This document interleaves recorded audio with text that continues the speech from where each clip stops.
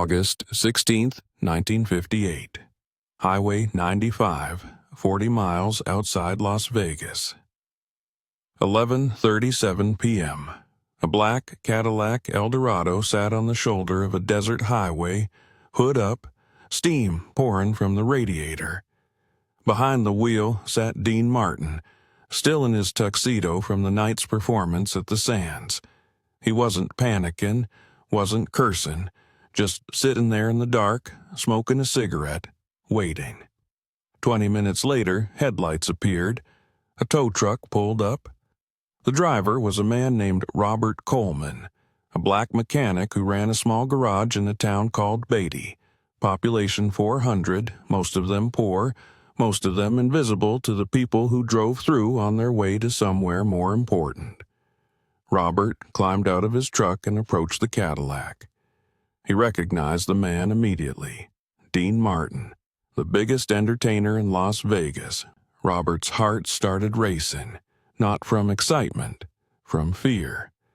Because it was 1958 in Nevada, and Robert Coleman knew exactly how this was supposed to go. A black man helping a white celebrity. Yes, sir. No, sir. Fix the car quickly, take whatever tip he offers, and disappear. But what happened instead would change Robert Coleman's life. And Dean Martin would never mention it to anyone. Because that's who he was, the man who did extraordinary things when nobody was watching. You think you know Dean Martin's story? The cool guy who made millions, lived in mansions, drove expensive cars? You know the surface. You don't know what he did when the cameras weren't rolling, when there was no benefit to being kind except that it was the right thing to do. This is the story Robert Coleman told his grandson in 2003, 45 years after that night on Highway 95. This is about what Dean Martin did for a broke mechanic in the middle of the Nevada desert, and why it mattered more than any performance he ever gave on a Las Vegas stage. This is the story of who Dean Martin really was when the world wasn't watching, not the king of cool, just a man from Steubenville, Ohio, who remembered what it felt like to be invisible, and who made sure nobody else had to feel that way if he could help it. Let's set the scene properly. August 1958. America was deeply segregated. In Las Vegas, black entertainers like Sammy Davis Jr. and Lena Horne could perform on stage, but they couldn't sleep in the hotels where they performed. They couldn't eat in the restaurants. They couldn't swim in the pools. They had to stay in a segregated part of town called the West Side, where the buildings were falling apart and nobody cared. Highway 95 ran through some of the most desolate parts of Nevada. Small towns where black families lived in poverty, working manual labor jobs that white people wouldn't do. Towns like Beatty. Robert Coleman was 34 years old in 1958. He'd learned mechanics in the Army during World War II. After the war, he came home to Nevada and opened a garage with his savings. It wasn't much, a single bay, old equipment, barely enough business to feed his wife and 3 kids. But it was his. He was proud of it. Most of his customers were locals, poor families who needed cheap repairs. Robert charged fair prices because he remembered being poor himself, remembered not being able to afford to fix his truck, remembered the humiliation of asking for help and being turned away. That night in August, Robert was home with his family when the phone rang. It was the operator from the Highway Patrol. "We've got a stranded motorist on Highway 95, mile marker 73. Black Cadillac, overheated radiator. Can you tow it?" Robert looked at the clock. Nearly midnight. His kids were asleep. He was exhausted from working all day. But he needed the money. Always needed the money. "Yeah, I'll go." He kissed his wife, grabbed his keys, and drove out into the desert night. When he arrived and saw who was sitting in that Cadillac, his stomach dropped. Dean Martin. Robert had seen him on TV, had listened to his records, had watched him perform once from the back of the Sands showroom when a white customer had given him a free ticket. Robert knew exactly who this was, and he knew how careful he had to be. One wrong word, one perceived disrespect, and this famous white man could ruin him, get him fired, get him hurt. So Robert approached the car cautiously. "Evening, sir. Looks like you've got some radiator trouble." Dean looked up from his cigarette and smiled. That easy, genuine smile that made millions of people feel like they were his friend. "Evening. Yeah, she overheated on me. Can you fix it?" Robert examined the engine. It was a simple problem. Cracked radiator hose. He could patch it temporarily, enough to get Dean back to Vegas, but it would need a proper replacement. "I can get you back on the road, sir. Take about an hour. I'll need to tow you back to my garage." Dean nodded. "Whatever you need to do." Robert hooked up the Cadillac and towed it back to Beatty. Back to his small, humble garage with its cracked concrete floor and flickering lights. He felt embarrassed suddenly. Dean Martin was used to luxury, used to the best of everything, and here Robert was bringing him to this run-down shop in the middle of nowhere. He expected Dean to wait in the tow truck, to stay as far from the actual work as possible. But Dean did something unexpected. He took off his tuxedo jacket, rolled up his sleeves, and said, "What can I do to help?" Robert stared at him. "Sir, you don't need to—" "I'm asking what I can do to help," Dean interrupted gently. "I'm not going to sit around while you do all the work. Just tell me what you need." For the next hour, Dean Martin worked alongside Robert Coleman. He held the flashlight. He handed Robert tools. He crawled under the car to check for additional leaks. His white tuxedo shirt got covered in grease and dirt. He didn't complain once. They talked while they worked, not about fame or show business. Robert asked Dean where he was from. "Ohio," Dean said. "Little town called Steubenville. Steel mills and coal mines." Robert nodded. "I'm from a little town, too. Isn't much, but it's home." Dean smiled. "Little towns teach you things big cities don't, like how to fix a car when it breaks down in the middle of nowhere." They both laughed. For that hour, Robert forgot he was working on a celebrity's car. He was just talking to a guy, a regular guy who understood what it meant to come from nothing, who didn't act like he was better than anyone else just because he was famous. When Robert finally finished the repair, he wiped his hands and said, "That should get you back to Vegas, Mr. Martin. But you'll need to replace that hose properly in the next few days." Dean reached for his wallet. "What do I owe you?" Robert hesitated. He knew he should charge the standard rate. $50 for a tow, $50 for the repair, $100 total. But this was Dean Martin. He could afford more, and Robert desperately needed the money. His youngest daughter needed new shoes. The rent was due. But looking at Dean, shirt covered in grease, hands dirty from helping, treating Robert like an equal, he couldn't bring himself to overcharge. $100, Mr. Martin. Dean pulled out his wallet and counted out $500 bills. "Keep the change." Robert's eyes went wide. "Sir, that's too much. I can't."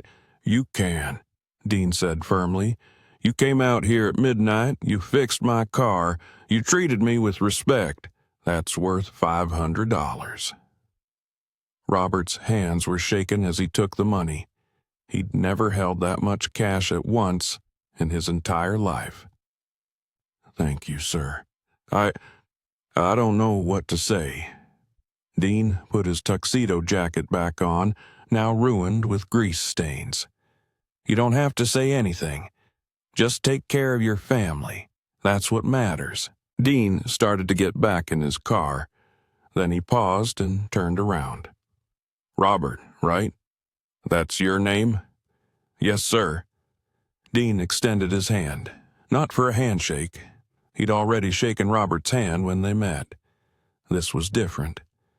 Dean pressed something into Robert's palm. A business card. "My name's at the top. My private number's on the back. If you ever need anything, a loan, a job reference, help with anything, you call me. You understand?" Robert looked at the card, then at Dean. "Why are you doing this?" Dean's expression became serious. "Because I grew up in a town where people like you kept the whole place running and nobody ever thanked you. My father was a barber. He cut hair for 50 cents. He was one bad week away from losing everything, just like you. I got lucky. I made it out. But I never forgot where I came from, and I never forget that people like you, honest, hard-working people, are the reason guys like me can do what we do. So if I can help, I help. That's all."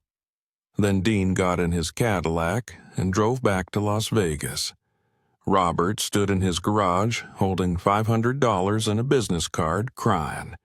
Not from gratitude, though he was grateful, but from the overwhelming realization that someone saw him, really saw him, not as a black mechanic, not as a poor man, but as a human being worthy of respect and kindness. Robert Coleman never called that number, not because he didn't need help. He did, many times over the years, but because the gift Dean had given him wasn't money. It was dignity. It was the memory of a famous white man in 1958 Nevada treating him as an equal, rolling up his sleeves and helping with the repair, shaking his hand, looking him in the eye. That memory sustained Robert through the hardest years of his life. When customers didn't pay. When racism made it impossible to expand his business. When his daughter got sick and the hospital bills piled up. He'd remember that night. Remember Dean Martin's words. "People like you are the reason guys like me can do what we do," and he'd keep going. Robert kept that business card in his wallet for 45 years. He never called, never asked for anything, but he kept it. A reminder that kindness existed. That despite everything, despite segregation and poverty, and a world designed to crush people like him, there were still good people. People who saw him. In 2003, Robert Coleman was dying of lung cancer. His grandson, Marcus, was at his bedside. Robert was drifting in and out of consciousness. At one point, he asked Marcus to get his wallet from the dresser. "Bring it here," Robert whispered. Marcus brought the worn leather wallet. Robert opened it with shaken hands and pulled out a faded, yellowed business card. Dean Martin's name at the top, a phone number on the back. "I never told you this story," Robert said. Then he told Marcus everything. The broken-down Cadillac, the repair, the $500, the way Dean had treated him like a human being in an era when most white people wouldn't shake his hand. Marcus listened with tears streaming down his face. "Grandpa, why didn't you ever tell anyone this story?" Robert smiled weakly. Because it wasn't about the story, it was about the moment. Dean Martin didn't do that for publicity. He didn't have cameras following him. He didn't call a newspaper to tell them how generous he was. He just helped a stranger because that's who he was. If I'd told the story, people would have turned it into something it wasn't. They would have made it about Dean being a saint. But he wasn't a saint. He was just a good man who saw another man struggling and decided to help. That's all. Marcus asked, "Can I keep this card?" Robert pressed it into his grandson's hand. "You keep it, and you remember what it means. It means you treat people with dignity, no matter who they are, no matter what they look like. You see them, you help them, you don't ask for credit. That's what Dean Martin taught me that night. And that's what I'm teaching you now." Robert Coleman died 3 days later. At his funeral, Marcus told the story of the Cadillac and the mechanic. The small church in Beatty, Nevada, was silent as he spoke. When he finished, an elderly woman in the back stood up. She said, "I have a story, too, about Dean Martin. In 1962, my son was sick. We couldn't afford the hospital. I wrote letters to everyone I could think of begging for help. Dean Martin sent a check for the full amount.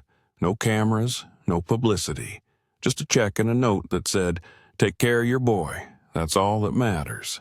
Then another person stood up, and another, and another. Over the next hour, 7 different people in that small church told stories of Dean Martin helping them. Quietly, privately, without asking for recognition. A single mother whose rent he paid, a veteran whose medical bills he covered, a young musician whose career he jump-started with a single phone call. None of these stories had ever been made public. None of them were in Dean Martin's official biography. They existed only in the memories of the people he'd helped. People who, like Robert Coleman, had kept the secret because they understood that Dean didn't do it for credit. He did it because it was right. After the funeral, Marcus Coleman decided to compile these stories. He interviewed everyone who'd shared.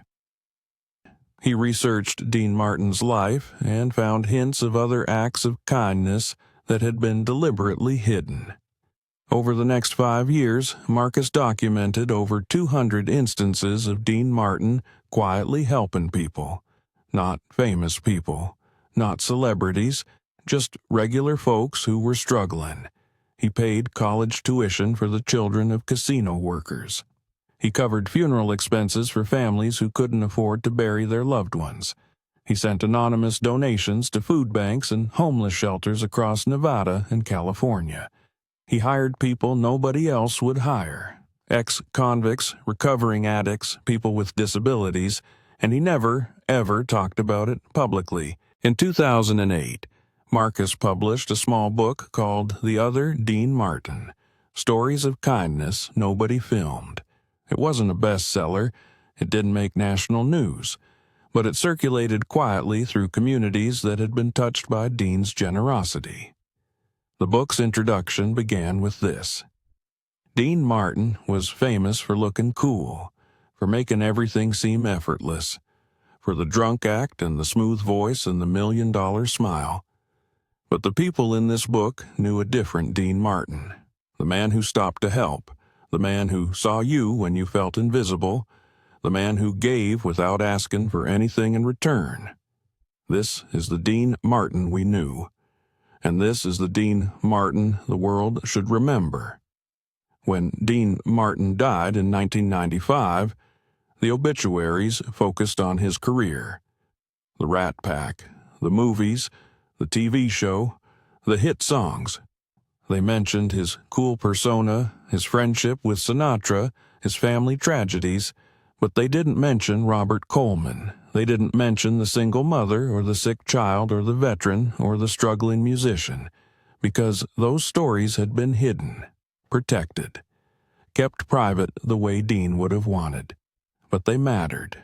Maybe they mattered most of all, because anyone can be generous when cameras are watching.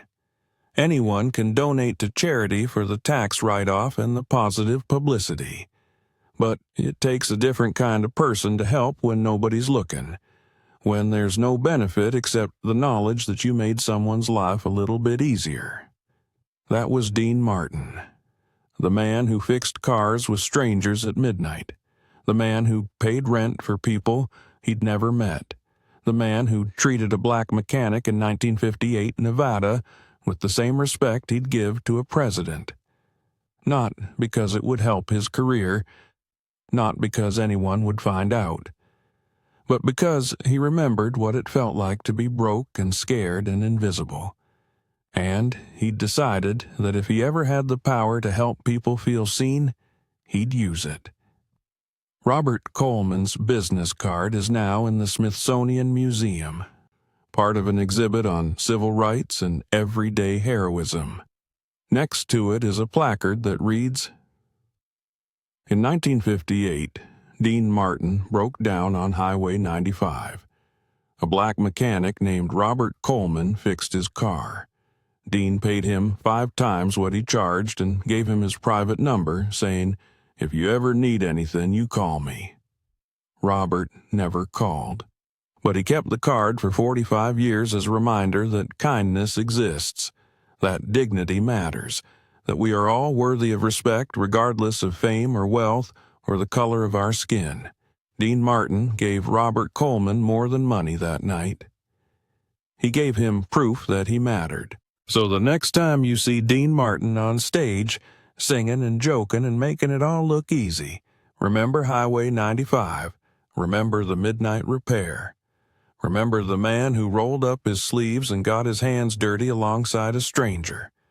Remember the $500 and the business card and the words, "People like you are the reason guys like me can do what we do."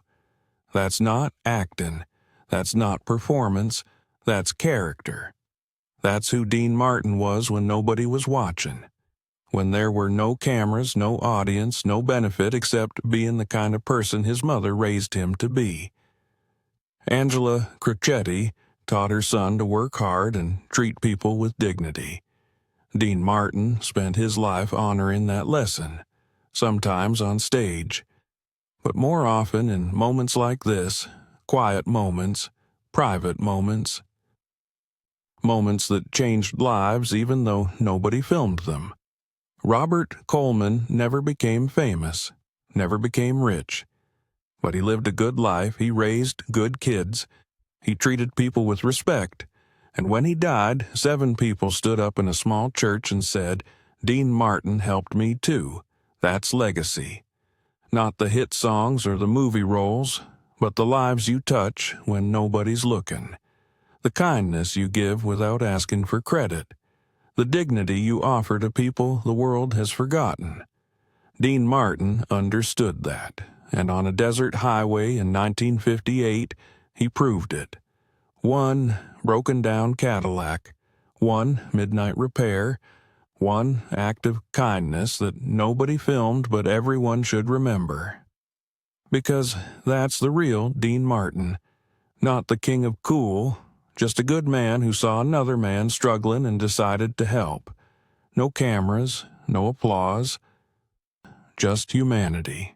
That's what matters. That's what lasts.